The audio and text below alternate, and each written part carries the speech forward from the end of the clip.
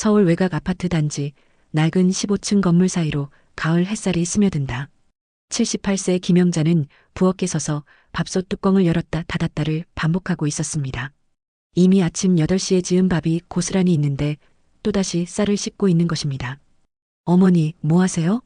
며느리 진숙이 거실에서 소리쳤습니다. 48살 진숙의 목소리엔 짜증이 묻어났습니다. 요 몇 달 사이 시어머니의 이상한 행동들이 늘어나면서 그녀의 인내심은 바닥나고 있었어요. 아, 그냥 밥이 모자랄까 봐서. 영자는 어색하게 웃으며 손을 닦았습니다. 사실 왜 부엌에 왔는지도 기억이 가물가물했어요. 요즘 들어 이런 일이 자주 생겼습니다. 어제는 냉장고에 리모컨을 넣어두고 한참을 찾았고, 그제는 설탕 대신 소금을 넣고 커피를 탔다가 혀를 내두르기도 했죠. 진숙은 한숨을 푹 쉬며 부엌으로 걸어왔습니다. 어머니, 벌써 밥 있잖아요. 보세요, 여기. 언제 했지? 영자는 진짜로 놀란 표정을 지었습니다. 아침에 하셨다고요. 제가 출근하기 전에 보고 갔는데. 진숙은 말끝을 흐렸습니다. 시어머니의 멍한 표정을 보니 화가 나기보다는 서글픈 마음이 들었어요. 오후 2시쯤 장남 한기훈이 회사에서 돌아왔습니다. 50살 기훈은 외교행사 업무지원팀에서 일하는 성실한 공무원이었어요. 어머니 걱정 때문에 오늘도 일찍 퇴근한 것입니다. 엄마, 어디 계세요? 여기 있다, 아들아. 영자는 거실 소파에 앉아 텔레비전을 보고 있었습니다.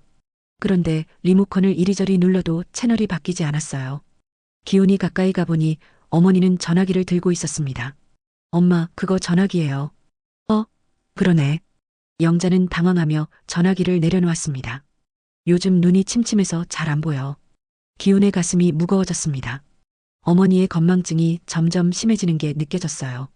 지난주에는 가스레인지를 켜놓고 잠들어서 깜짝 놀랐고, 며칠 전에는 기훈의 이름을 한참 동안 기억하지 못했습니다. 저녁 시간 가족들이 식탁에 둘러앉았습니다. 고등학교 3학년인 손자 민석도 학원에서 돌아와 함께 저녁을 먹고 있었어요. 할머니, 오늘 뭐 하셨어요? 민석이 물었습니다. 오늘? 글쎄, 뭘 했더라? 영자는 진짜로 기억나지 않는 표정이었습니다. 진숙이 젓가락을 내려놓으며 기훈을 쳐다봤습니다. 여보, 이제 정말 심각한 것 같아요. 어제는 식탁에 물 대신 간장을 부어 놓으셨다고요. 컵에 가득히. 간장? 기훈이 놀랐습니다. 네, 아침에 일어나서 보니까 유리컵에 간장이 담겨 있더라고요. 처음엔 누가 장난친 줄 알았는데 어머니가 하신 거였어요. 영자는 미안한 듯 고개를 숙였습니다. 나이 들면 다 그런 거지 뭐. 별일 아니야. 하지만 기훈은 별일이 아니라고 생각하지 않았습니다. 이미 몇 주 전부터 요양원 상담을 알아보고 있었어요. 어머니 혼자 두기가 점점 무서워졌거든요. 엄마, 내일 병원에 가보시는 게 어때요? 병원은 왜? 나 아픈 데 없어. 그냥 건강검진차 가보시라고요. 영자는 고개를 저었습니다. 괜찮다니까. 나는 멀쩡해. 그날 밤 기훈과 진숙은 침실에서 조용히 대화를 나눴습니다. 요양원 알아본 거 어떻게 됐어요? 진숙이 물었습니다. 다음 주에 상담 예약해뒀어요. 근데 기훈은 말을 망설였습니다. 엄마가 정말 치매인 걸까요? 그런 게 아니면 뭐예요? 이런 일들이 하루 이틀이에요? 진숙의 말이 맞았습니다. 최근 들어 영자의 이상 행동은 늘어만 갔어요. 가끔은 밤중에 일어나서 옷장을 뒤지기도 하고 없는 사람과 대화를 나누는 것처럼 혼잣말을 하기도 했습니다. 한편 영자는 자신의 방에서 창밖을 바라보고 있었습니다. 가끔 머릿속이 하얗게 비워지는 느낌이 들었어요. 분명히 뭔가 중요한 걸 잊어버리고 있는 것 같은데 그게 뭔지 도무지 기억나지 않았습니다. 뭘 그렇게 잊어버리고 싶었던 걸까? 영자는 중얼거리며 서랍을 열었습니다. 오래된 수첩 하나가 눈에 띄었지만 그것마저 왜 거기 있는지 기억나지 않았어요. 그냥 다시 서랍을 닫고 잠자리에 들었습니다. 주말 오후 고등학생 민석은 방 정리를 하다가 할머니 방 책장을 들여다보게 되었습니다. 오래된 책들 사이로 뭔가 삐죽 나와 있는 게 보였어요. 할머니, 이거 뭐예요? 민석이 꺼낸 건 낡은 검정색 노트였습니다. 표지는 해져서 모서리가 다 헤어져 있었고 고무줄로 묶여 있었어요. 영자는 그 노트를 보자마자 얼굴이 굳어졌습니다. 아, 그건 그냥 옛날 거야. 버려도 돼. 하지만 민석은 이미 호기심이 발동했습니다. 노트를 펼치자 이상한 글자들이 빼곡히 적혀 있었어요. 한글도 있었지만 전혀 모르는 문자들이 대부분이었습니다. 할머니, 이게 뭐예요? 독일어 같은데. 독일어를 어떻게 알지? 영자가 깜짝 놀라며 반문했습니다. 학교에서 배웠어요. 이거 안녕하세요라는 뜻이잖아요. 그런데 할머니는 독일어를 어떻게? 영자는 서둘러 노트를 뺏으려 했지만 민석이 먼저 다른 페이지를 넘겼습니다. 프랑스어로 보이는 문장들, 러시아어 키릴 문자들, 중국어 한자들이 정교하게 적혀 있었어요. 그리고 각 문장 옆에는 한글로 번역이 달려 있었습니다. 할머니, 이거 다 할머니가 쓴 거예요?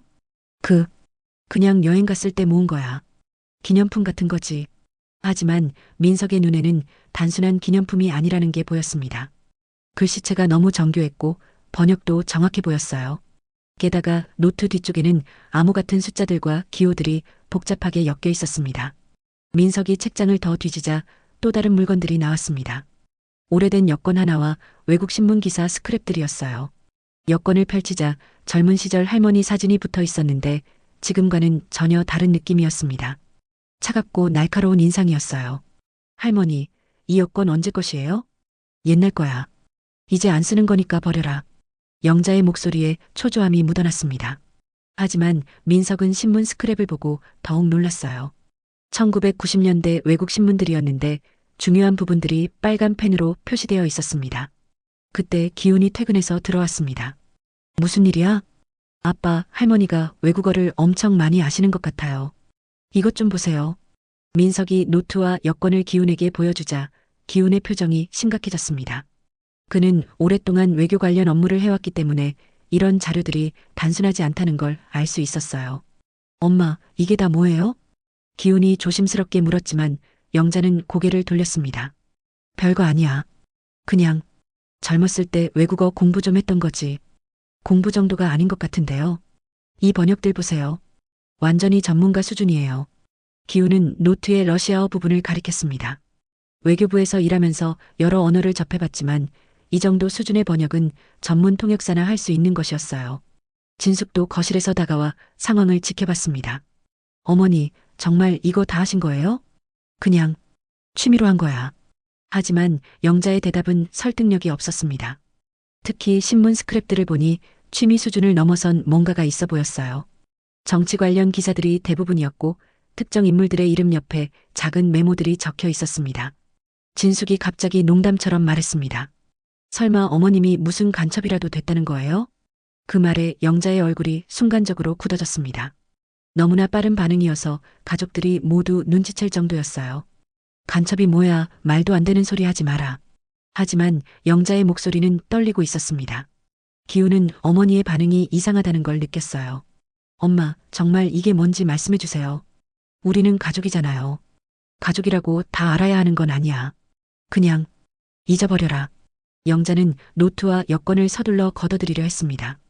하지만 민석이 먼저 다른 종이 하나를 발견했어요. 할머니, 이것도 뭐예요? 그것은 오래된 신분증 같은 것이었습니다. 사진은 여권과 같은 젊은 시절 영자의 모습이었지만 이름 부분이 지워져서 읽을 수 없었어요. 다만 아래쪽에 작은 글씨로 통역요원이라는 단어가 보였습니다. 통역요원? 기훈이 되물었습니다. 영자는 더 이상 대답하지 않았습니다. 그저 모든 물건들을 가슴에 꼭 안고 자신의 방으로 들어가 버렸어요. 남겨진 가족들은 서로를 바라보며 말을 잇지 못했습니다.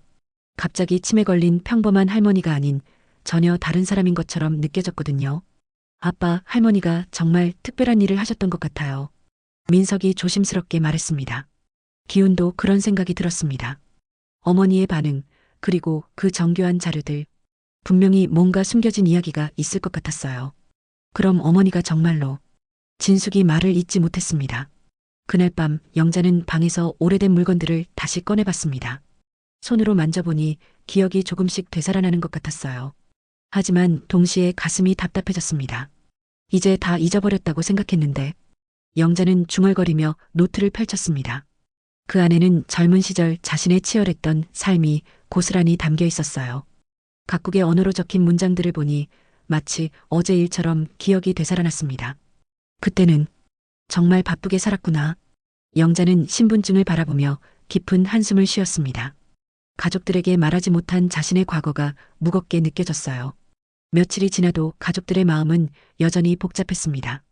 영자는 평소처럼 행동했지만 가끔 먼 곳을 바라보는 표정을 지을 때가 있었어요. 그럴 때마다 가족들은 할머니의 숨겨진 과거가 궁금해졌습니다. 화요일 아침 기훈은 급한 공문을 받았습니다. 유럽 문화교류단이 예정보다 이틀 앞당겨서 방한한다는 내용이었어요. 프랑스, 독일, 이탈리아 대사관 관계자들이 참석하는 중요한 행사였습니다. 이런 통역사가 아직 확정이 안 됐는데 기훈은 머리를 쥐어뜯었습니다. 갑작스러운 일정 변경으로 준비할 시간이 부족했어요. 게다가 주말이라 전문 통역사를 구하기도 어려운 상황이었습니다. 여보, 어떡하죠? 진숙이 걱정스럽게 물었습니다. 일단 가서 상황을 봐야겠어요. 어머니는 혼자 두면 안 될 것 같고. 기훈은 고민하다가 어머니를 함께 데려가기로 했습니다. 행사장 근처 휴게실에서 기다리게 하면 될 것 같았어요. 토요일 오후 2시 서울 시내 한 호텔 회의실에서 문화교류 행사가 시작되었습니다. 프랑스 대사 피에르 마르탱, 독일 문화원장 한스 밀러, 이탈리아 총영사 마르코 로시가 참석했어요. 영자는 회의실 옆 휴게실에 앉아 있었습니다. 창문 너머로 회의실 상황이 보였는데 뭔가 어수선해 보였어요. 통역사가 아직 안 왔다고 하니까 어떻게 해야 할지 기훈이 동료에게 말하는 소리가 들렸습니다.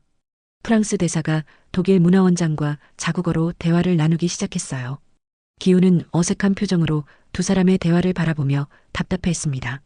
영자는 휴게실에서 그 모습을 지켜보고 있었습니다. 프랑스 대사의 말투와 독일 문화원장의 억양이 귀에 익숙하게 들렸어요. 아직도 그 말투를 쓰네. 영자가 중얼거렸습니다. 회의실 안에서는 상황이 점점 복잡해지고 있었습니다. 각국 대표들이 자국어로 대화를 나누다 보니 소통이 제대로 되지 않았어요. 기훈은 식은땀을 흘리며 휴대폰으로 통역사를 찾으려 했지만 주말이라 연락이 닿지 않았습니다. 프랑스 대사가 손짓을 하며 뭔가 설명하고 있었지만 기훈은 내용을 이해하지 못했어요. 독일 문화원장도 고개를 끄덕이며 대답했지만 역시 무슨 말인지 알 수 없었습니다. 그때 영자가 휴게실 문을 열고 들어왔습니다. 실례합니다. 어머니, 왜 나오셨어요? 기훈이 당황했습니다. 프랑스 대사님이 회의를 연기하자고 하시네요. 통역사 없이는 생산적인 대화가 어렵다고 하시면서요. 회의실 안이 갑자기 조용해졌습니다. 모든 사람들이 영자를 쳐다봤어요. 프랑스 대사와 독일 문화원장이 놀라운 표정으로 서로를 바라봤습니다. 어머니, 지금 뭐라고 하신 거예요? 기훈이 어리둥절해했습니다. 프랑스 대사님이 방금 독일어로 회의 연기를 제안하셨어요. 통역 없이는 제대로 된 논의가 어렵다고 하시면서요. 기훈은 입이 떡 벌어졌습니다. 어머니가 외국어를 알아듣는다는 걸 처음 알았거든요. 프랑스 대사가 영자에게 다가와 프랑스어로 말했습니다. 영자는 자연스럽게 대답했어요. 네, 프랑스어도 알아듣습니다. 오래전에 배웠어요. 독일 문화원장이 독일어로 물었고 영자는 역시 유창하게 대답했습니다. 독일어도 물론 가능해요. 옛날 베를린 애들이랑 똑같은 억양이시네요. 이번에는 이탈리아 총영사가 이탈리아어로 말했습니다. 영자는 미소를 지으며 대답했어요. 이탈리아어, 러시아어, 중국어까지 가능합니다.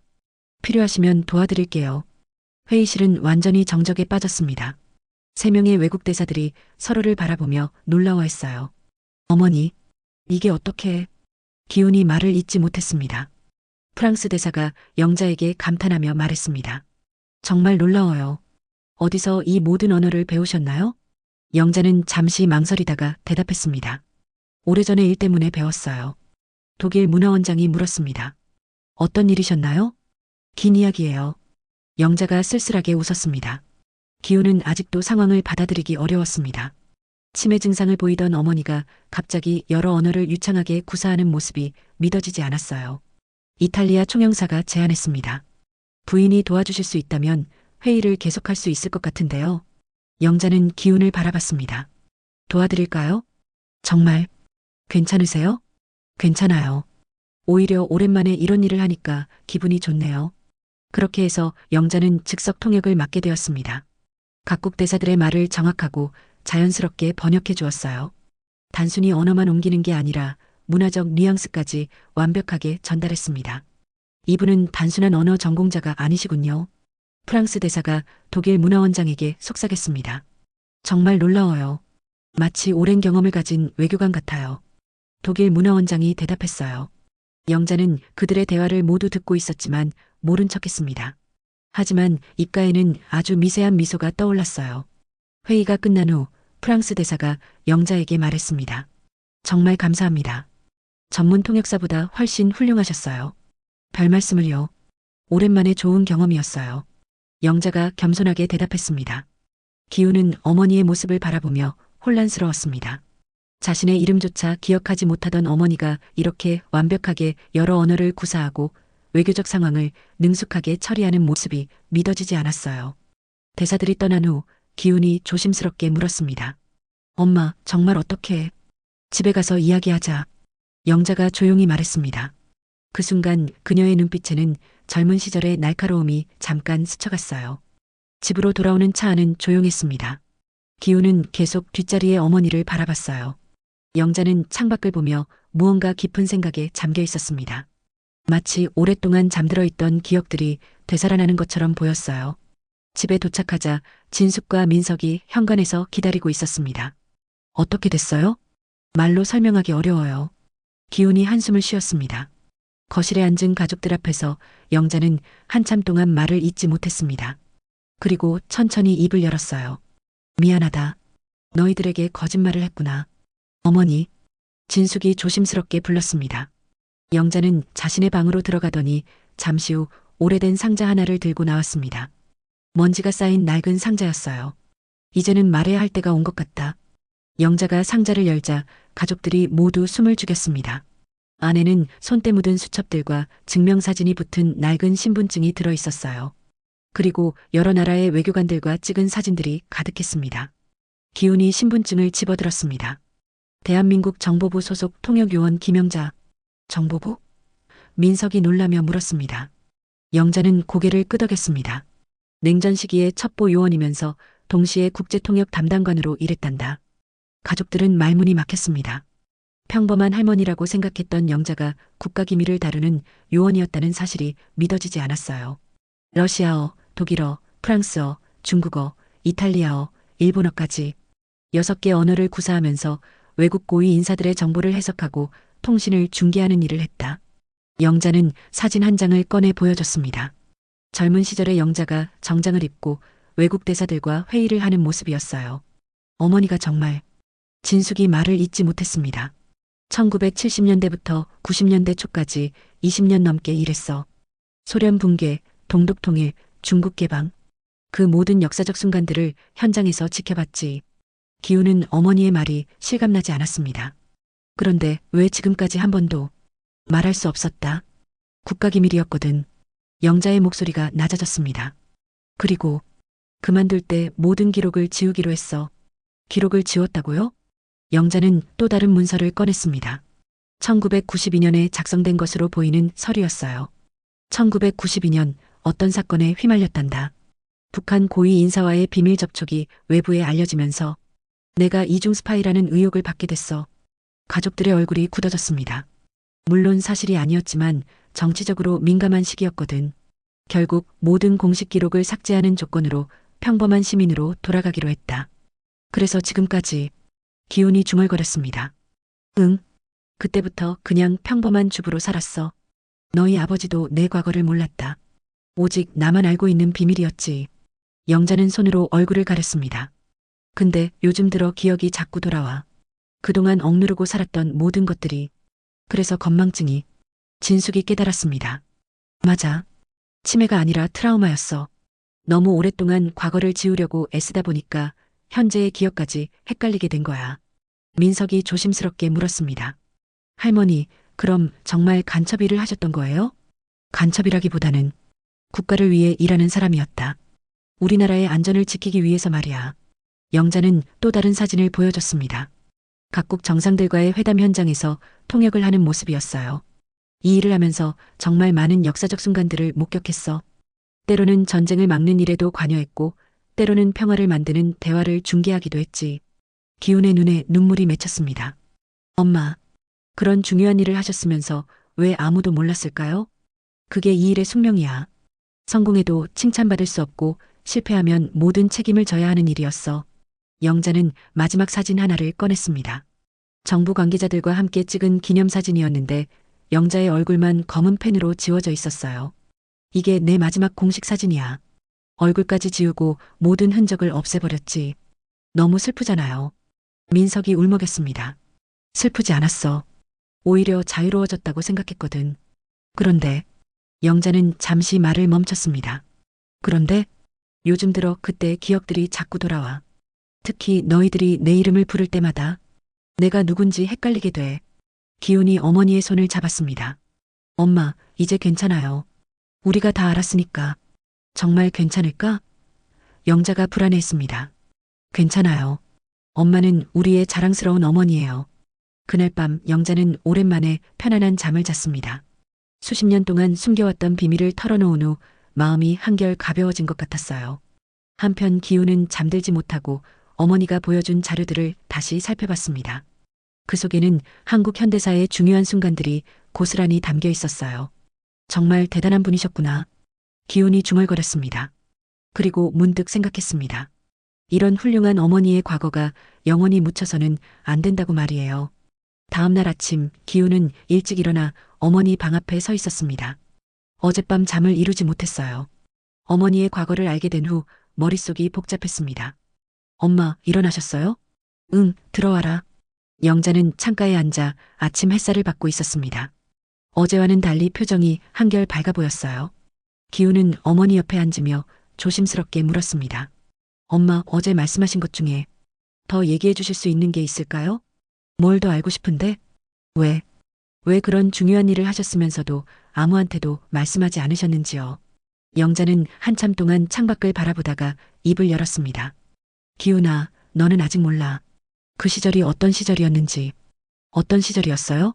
냉전이라는 게 단순히 나라와 나라 사이의 싸움이 아니었어. 사람과 사람 사이의 불신이 가장 무서웠거든. 영자는 서랍에서 오래된 편지 하나를 꺼냈습니다. 이걸 봐라. 기훈이 편지를 받아보니 30년 전에 쓰여진 것이었습니다. 누군가가 영자에게 보낸 협박 편지였어요. 당신이 우리나라를 배신하는 이중 스파이라는 것을 안다. 조심하라. 기훈의 얼굴이 굳어졌습니다. 이게 뭐예요? 내가 북한 고위 인사와 접촉했다는 소문이 돌면서 받기 시작한 편지들이야. 이런 게 한 달에 10통씩 왔어. 그럼 정말 위험하셨던 거네요. 위험한 정도가 아니었지. 어느 날은 집 앞에서 누군가가 지켜보고 있는 것 같았고 또 어느 날은 전화가 와서 아무 말 없이 끊어지곤 했어. 영자는 또 다른 문서를 꺼냈습니다. 정부 내부 보고서였어요. 결국 정부에서도 나를 의심하기 시작했어. 이중 스파이가 아니라는 걸 증명하라고 하더라고. 어떻게 증명하셨어요? 증명할 수 없었어. 그게 첩보 세계의 무서운 점이야. 한번 의심받으면 벗어날 방법이 없거든. 기훈은 어머니의 말을 듣고 있자니 가슴이 아팠습니다. 그래서 결국 모든 걸 포기하기로 했어. 기록도 지우고 과거도 지우고 그냥 평범한 사람으로 살기로 한 거야. 그때 아버지는 뭐라고 하셨어요? 영자의 표정이 어두워졌습니다. 아버지한테는 끝까지 말하지 못했어. 어떻게 말해? 나 간첩이었어라고? 그럼 아버지는 정말 모르셨던 거예요? 응. 그냥 외국어 강사 일을 그만뒀다고만 했지. 아버지는 왜 갑자기 일을 그만두냐고 물어봤지만 말할 수 없었어. 기훈은 아버지가 돌아가시기 전까지도 어머니의 진짜 과거를 몰랐다는 사실이 안타까웠습니다.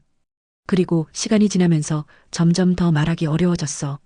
너희들이 커가는 걸 보면서 혹시 내 과거 때문에 너희들한테 피해가 갈까봐 무서웠거든. 피해요? 그 시절엔 가족의 신원이 중요했어. 아버지가 간첩이면 자식들도 의심받는 시대였거든. 너희들이 취직할 때나 결혼할 때 방해가 될까봐. 영자는 눈물을 글썽였습니다. 그래서 완전히 잊어버리려고 했어. 그 언어들도 그 기억들도 다 지워버리려고 애썼지. 그런데 왜 요즘 들어서 나이가 들면서 억누르던 기억들이 자꾸 올라와. 특히 너희들이 내 이름을 부를 때마다 내가 진짜 누구인지 헷갈리게 돼. 기훈은 이제야 어머니의 건망증의 진짜 원인을 알 것 같았습니다. 엄마, 그럼 지금도 힘드세요? 힘들어. 김영자라는 이름을 들으면 어떤 김영자인지 모르겠어. 평범한 주부 김영자인지 아니면 요원 김영자인지. 영자는 두 손으로 머리를 감쌌습니다. 요즘에는 꿈에서도 그때 일들이 나와. 러시아 대사와 비밀 회담을 하는 꿈, 독일 정보원과 암호를 주고받는 꿈. 깨어나면 현실이 뭔지 몰라서 더 힘들어. 기훈은 어머니를 꼭 안아주었습니다. 엄마, 이제 괜찮아요. 우리가 다 알았으니까 더 이상 혼자 견디지 마세요.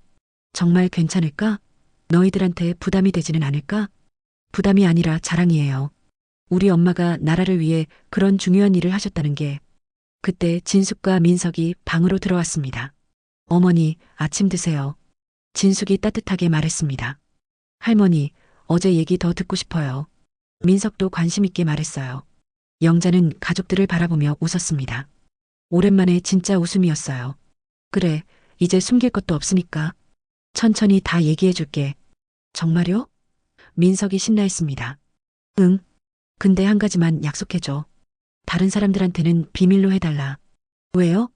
기훈이 물었습니다. 아직도 그때 사람들이 살아있어. 혹시 모르잖아.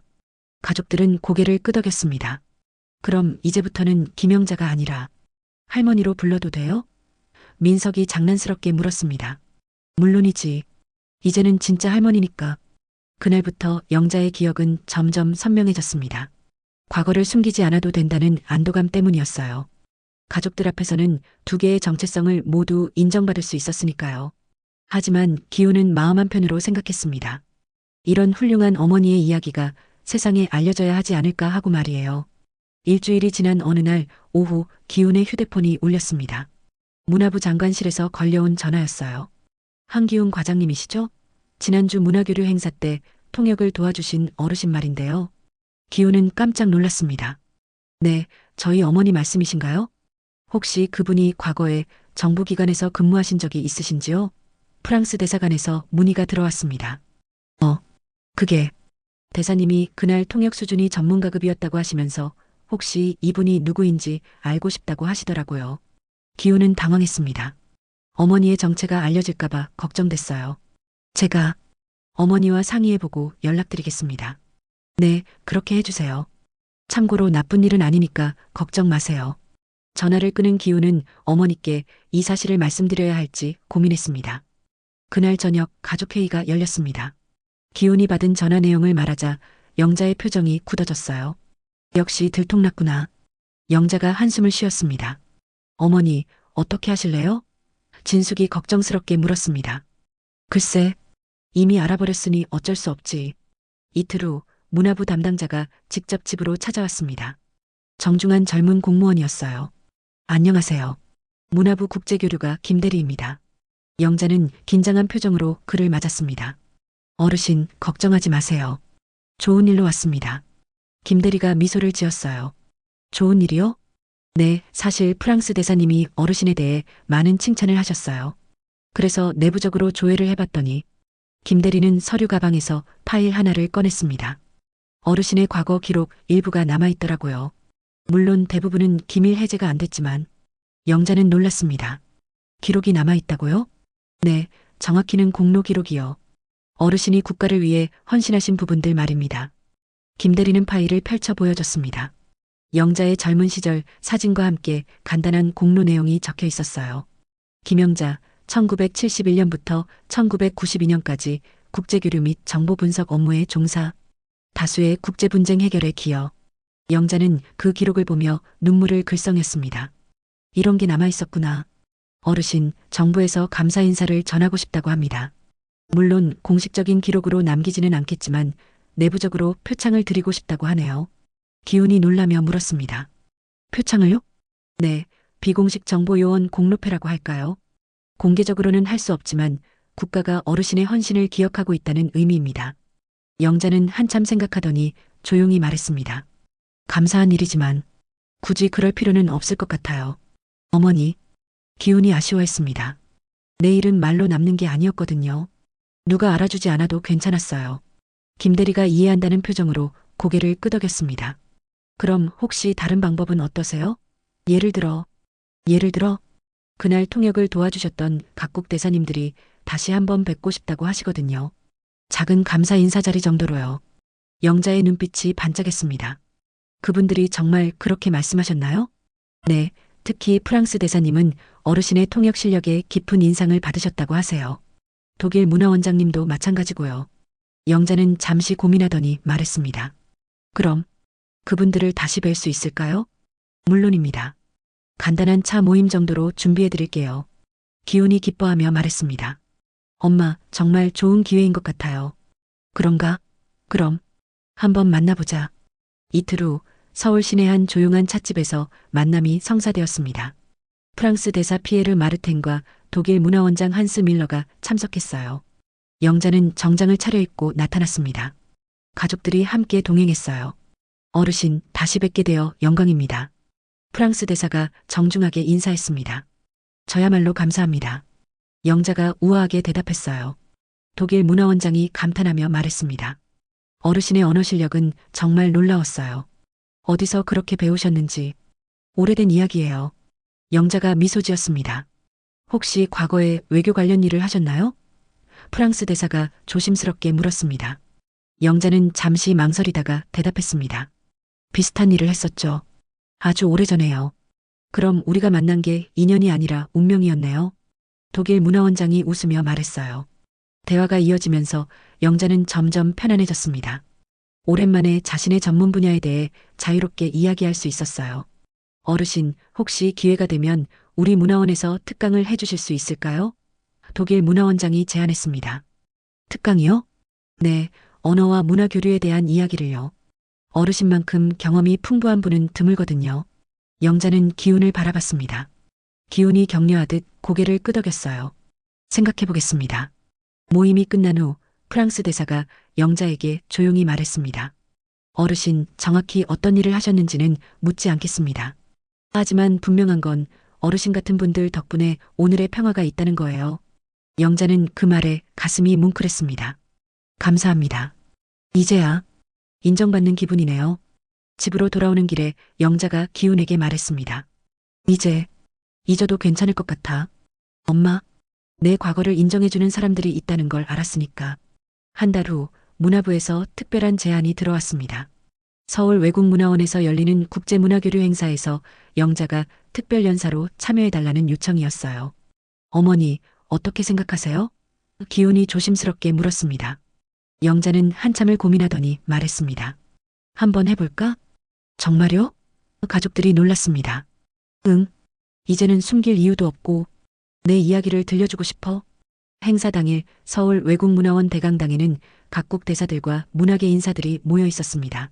주한 독일, 프랑스, 러시아, 중국, 이탈리아, 일본 대사들이 모두 참석했어요. 영자는 검은색 정장을 입고 가족들과 함께 행사장에 도착했습니다. 오랜만에 공식적인 자리에 나서는 것이라 긴장되었지만 동시에 설레기도 했어요. 할머니, 괜찮으세요? 민석이 걱정스럽게 물었습니다. 괜찮다. 오히려 오랜만에 이런 자리에 서니까 가슴이 뛰네. 사회자가 영자를 소개했습니다. 오늘 특별연사로 모신 김영자 선생님은 수십 년간 국제교류 분야에서 활동하신 분입니다. 6개 국어를 구사하시며 각국 문화에 대한 깊은 이해를 가지고 계십니다. 박수가 울리는 가운데 영자가 무대로 올라갔습니다. 마이크 앞에 선 영자는 잠시 청중들을 바라봤어요. 각국 대사들의 기대에 찬 눈빛이 보였습니다. 안녕하세요. 김영자입니다. 영자는 한국어로 인사를 시작했습니다. 오늘 이 자리에서 여러분께 인사드릴 수 있어서 영광입니다. 저는 오랫동안 언어와 문화의 다리 역할을 해왔습니다. 그리고 독일 대사를 바라보며 독일어로 말을 이어갔습니다. 독일 대사님, 감사합니다. 여러분의 나라 언어를 배우면서 많은 것을 얻었습니다. 독일 대사의 눈이 반짝였습니다. 청중들도 놀라워했어요. 이어서 영자는 프랑스 대사에게 프랑스어로 인사했습니다. 프랑스는 제게 문화의 깊이를 가르쳐준 나라입니다. 언어뿐만 아니라 예술과 철학을 배웠죠. 프랑스 대사가 감동한 표정으로 고개를 끄덕였습니다. 러시아 대사에게는 러시아어로 말했어요. 러시아어는 제가 가장 어려워했던 언어입니다. 하지만 그만큼 많은 것을 배웠죠.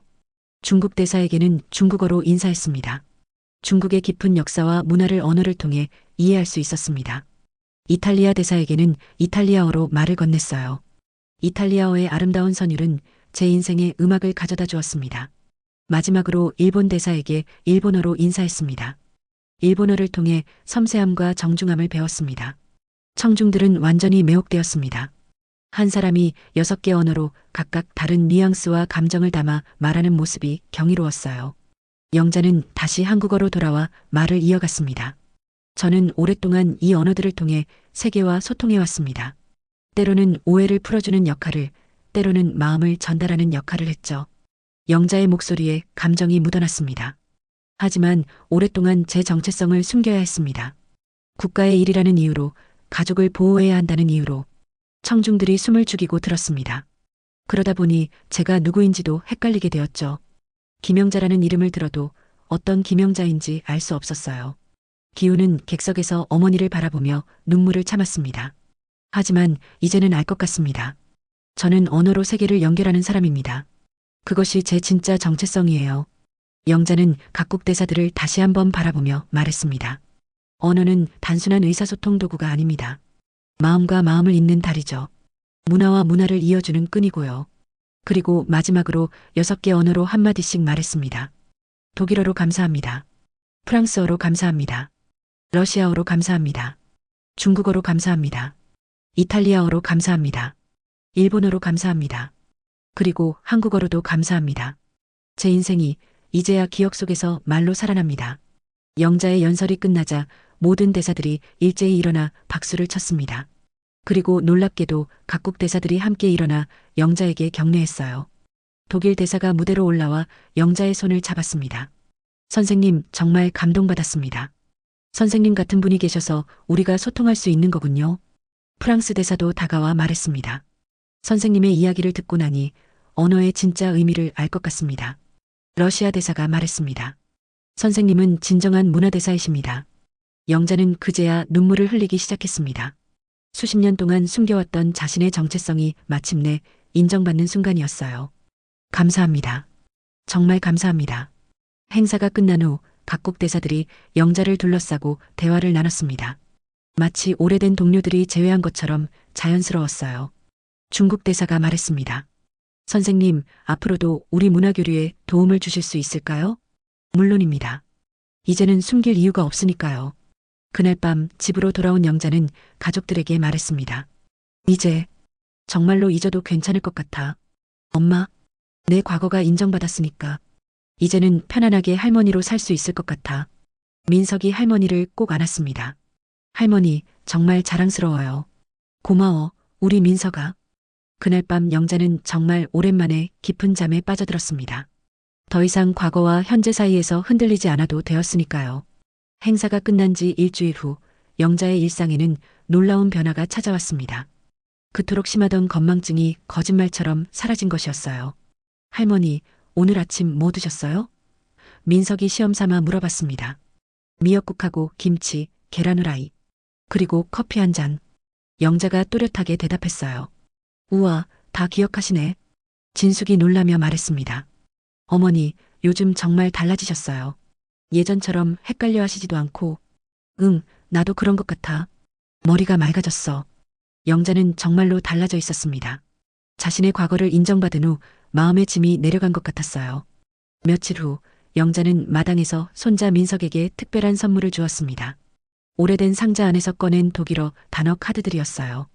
할머니, 이게 뭐예요? 독일어 단어 카드야. 내가 젊었을 때 만든 거지. 민석이 카드를 펼쳐보니 한쪽에는 독일어, 다른 쪽에는 한글로 뜻이 적혀 있었습니다. 할머니가 직접 만드신 거예요? 응. 하나하나 다 손으로 썼어. 이걸로 공부하면 독일어를 빨리 배울 수 있을 거야. 민석은 신기해하며 카드들을 넘겨봤습니다. 할머니, 그럼 이제 저한테 외국어 가르쳐 주실 수 있어요? 물론이지. 뭐부터 배우고 싶은데?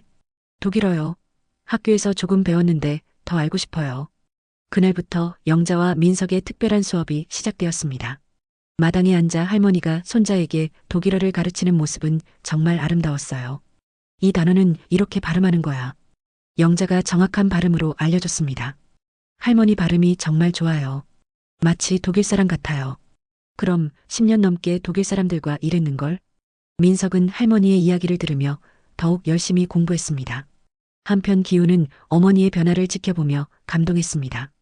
예전에는 자신의 이름도 헷갈려하던 어머니가 이제는 6개 언어를 자유자재로 구사하며 손자를 가르치고 있었으니까요.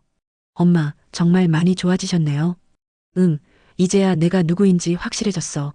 어떤 기분이세요? 영자는 잠시 생각하더니 말했습니다. 자유로워. 더 이상 과거를 숨기지 않아도 되니까. 어느 날 저녁 가족들이 모두 거실에 모여 앉았습니다. 영자가 오래된 앨범을 꺼내왔어요. 이제는 이 사진들도 보여줄 수 있겠네. 앨범 속에는 영자의 젊은 시절 사진들이 가득했습니다. 각국 대사들과 찍은 공식 사진, 해외 출장에서 찍은 사진들, 모두 처음 보는 것들이었어요. 와, 할머니 정말 멋있다. 민석이 감탄했습니다. 이 사진은 프랑스 파리에서 찍은 거야. 이건 독일 베를린, 이건 러시아 모스크바. 영자는 하나하나 설명해 주었습니다. 각 사진마다 특별한 추억이 담겨 있었어요. 할머니, 그때 무서우셨어요? 민석이 물었습니다. 무서웠지. 하지만 동시에 자랑스러웠어. 우리나라를 위해 일한다는 게 말이야. 진숙이 한 사진을 가리키며 물었습니다. 어머니, 이 사진 속 외국인은 누구예요? 아, 이분은 프랑스 정보부 국장이었어. 정말 신사적인 분이셨지. 영자는 각 사진 속 인물들에 대해 자세히 설명해 주었습니다. 마치 어제 일처럼 생생하게 기억하고 있었어요. 할머니 기억력이 정말 좋아지셨네요. 기운이 놀라워했습니다. 억지로 잊으려고 하지 않으니까 오히려 더 잘 기억나는 것 같아. 그날 밤 영자는 일기를 쓰기 시작했습니다. 수십 년 만에 처음 쓰는 일기였어요. 오늘 민석이에게 독일어를 가르쳐 주었다. 아이가 정말 열심히 배우는 모습이 기특했다. 예전에 내가 처음 독일어를 배울 때의 마음이 떠올랐다. 영자는 펜을 놓고 창밖을 바라봤습니다. 달빛이 아름답게 비치고 있었어요. 이제야 진짜 내 인생을 살 수 있을 것 같다. 다음 날 아침 영자는 기훈에게 제안했습니다. 기훈아, 나 문화원에서 봉사활동 같은 거 하면 어떨까? 봉사활동이요? 응. 외국어 배우고 싶어 하는 사람들 가르쳐주고 싶어? 기훈은 정말 좋은 생각이라며 찬성했습니다. 일주일 후 영자는 지역 문화센터에서 외국어 교실을 열었습니다. 처음에는 몇 명 안 되는 수강생들이었지만 입소문이 나면서 점점 늘어났어요. 선생님, 발음이 정말 정확하세요. 어디서 이렇게 배우셨어요? 수강생들의 칭찬에 영자는 뿌듯해했습니다. 오래전에 현지에서 배웠어요. 영자는 더 이상 자신의 과거를 숨기지 않았습니다. 물론 자세한 내용까지는 말하지 않았지만 당당하게 자신의 경험을 인정했어요. 어느 날 수업이 끝난 후 한 수강생이 물었습니다. 선생님, 언어를 배우는 비결이 뭐예요? 영자는 잠시 생각하더니 대답했습니다. 언어는 단순히 외우는 게 아니라 마음으로 느끼는 거예요. 그 나라 사람들의 마음을 이해하려고 노력하는 거죠. 그리고 조용히 덧붙였습니다. 그리고 자신의 정체성을 잃지 않는 것도 중요해요. 아무리 많은 언어를 배워도 자신이 누구인지 잊으면 안 되거든요. 그날 저녁 영자는 마당에서 일기를 썼습니다. 오래된 수첩 위에 희미하게 남은 문장 하나가 눈에 띄었어요. 진짜 첩보원은 말보다 마음을 남긴다. 영자는 그 문장을 다시 읽으며 미소를 지었습니다. 이제는 마음도 말도 모두 남길 수 있겠네. 영자는 새로운 문장을 그 아래 적었습니다. 진짜 인생은 자신을 숨기지 않을 때 시작된다. 그리고 수첩을 덮으며 중얼거렸습니다. 이제야 나로서 말할 수 있어서 참 좋다. 달빛 아래 영자의 얼굴에는 평온한 미소가 떠올라 있었습니다. 더 이상 과거와 현재 사이에서 흔들리지 않는 진짜 김영자의 미소였어요.